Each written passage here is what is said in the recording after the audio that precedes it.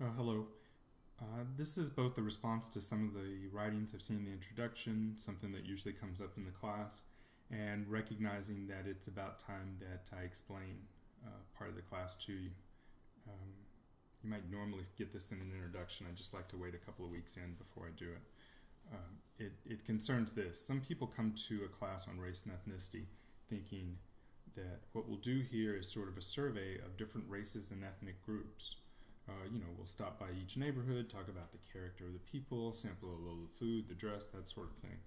Well, not to say it too harshly, but this is not Sesame Street, and I'm not Grover.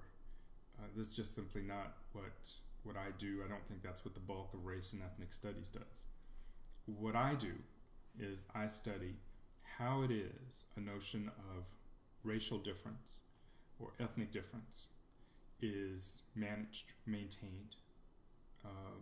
Most of my work is in the United States. So I don't start off from the idea that we are different culturally.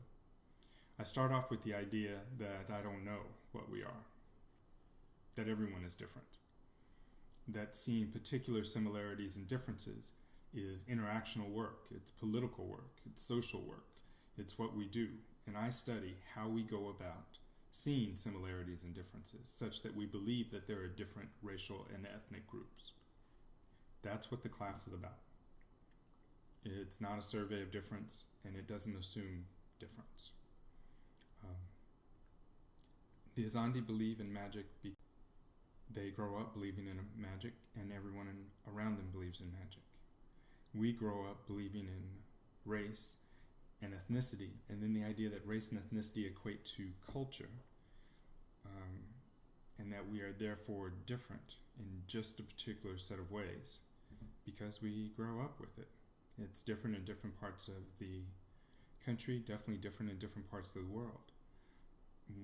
The reason I bring that up is because the idea that you are this race or you are this ethnic group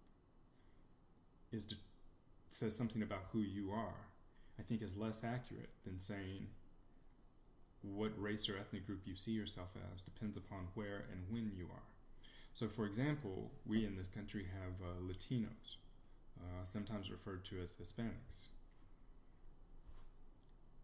But when you go down to Mexico, when you go to El Salvador, Nicaragua, you're not going to find Latinos down there.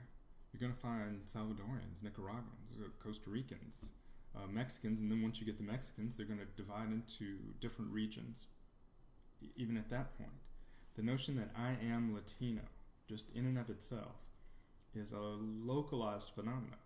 It's much more of a phenomenon of the United States than it would ever be about any place south of the United States. The same thing goes for Asians. There are no Asians in Asia.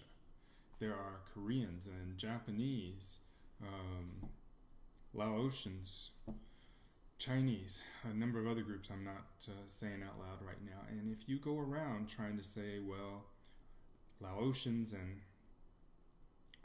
Japanese and Koreans pretty much all have the same culture, no. I mean, here you can talk about people being Asians, but you can't take that stuff over there. It doesn't work. Who you are is determined as much by where you are and in what time period you are in.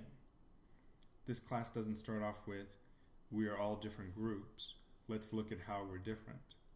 It starts off with, I don't know what we are, let's look at how we're seeing differences and similarities. Come to the other side. Take a look at white people. Yes, look at them. If you have a white person around you, look at them right now.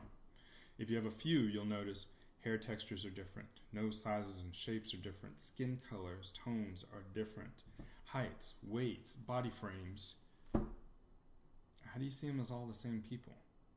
Where'd they come from? White land? Who counts as white has been a matter of legal, political, and social conflict since the earliest days of this country. The idea that Greeks were white, that Syrians were white, that Italian, and my God, the Irish were white. None of that was decided early on. Not only that, the notion of who counts as white now is still changing. And we don't know what our grandkids will see as white or whether that category will still be relevant for them. This class starts off from the position of trying to figure out how race is done, how it is accomplished as a social phenomena.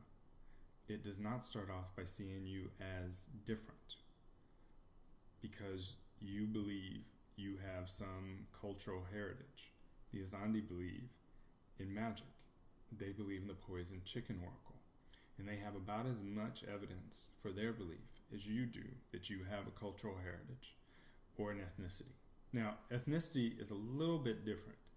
Race has been destroyed by biology. I don't think there's any real serious biologist who take race the way it's commonsensically thought about and see that as an actual biological phenomenon. Ethnicity, as long as you have a time when people are somewhat isolated, only having sex amongst themselves, culturally separated, which is to say they just don't interact with other groups of people, you can get more or less isolation, and that can actually create some real differences. So it's not to say that there are no differences between groups. It is to say that we assume a hell of a lot more difference than there is.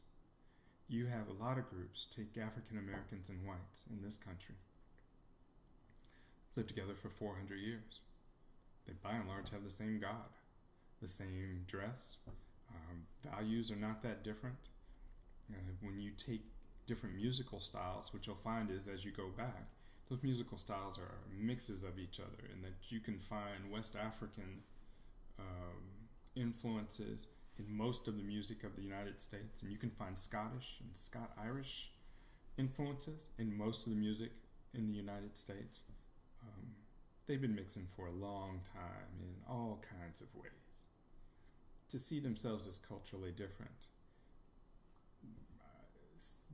is arguably more of a desire, a wanting it to be true, than anything that can be based in empirical reality. That's where we're going to start here. We're going to put our faith in, I'm asking you to believe in those things that are empirical, that are demonstrable, actual, that are visible, verifiable, directly sensible. And say we're going to stick with that. If we can find those sorts of differences, then we have found different cultural differences. But the assumption that there's a black culture, such that growing up black in Oklahoma, Detroit, Tupelo, Compton, and Oakland, and Palo Alto are the same thing by virtue of what? Skin colors that are different across the range of people in that group? No. We'll have to come up with some actual difference. So some of the work that's coming up will be to say, how do we justify the differences that we believe are there? How do we perceive these differences as there? So in any case, not Mr. Rogers' Neighborhood. I'm only interested really in how we come to see and manage these sorts of differences. Thank you.